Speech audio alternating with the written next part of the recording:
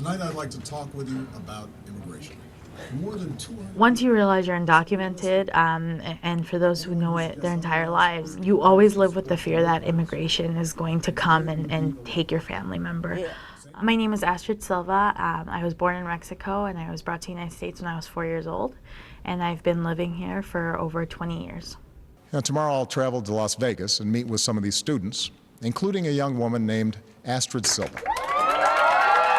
Astrid was brought to America when she was 4 years old. Her only possessions were a cross, her doll, and the frilly dress she had on. Still, she mostly lived in the shadows, until her grandmother, who visited every year from Mexico, passed away. And she couldn't travel to the funeral without risk of being found out and deported.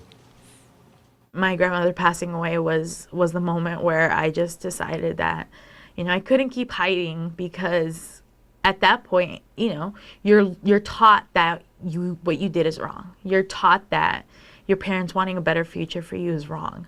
In the media, in everything. You're just told that what you did is something you should be ashamed of. And I think at that moment I realized my parents did this so that I could have a better life. And today, Astrid Silva is a college student working on her third degree. Are we a nation that kicks out a striving, hopeful immigrant like Astrid? Or are we a nation that finds a way to welcome her in? I know that the reality is that there is a Congress that doesn't necessarily support immigration reform, but I think that they need to realize that for the betterment of our country, we have to pass an immigration law.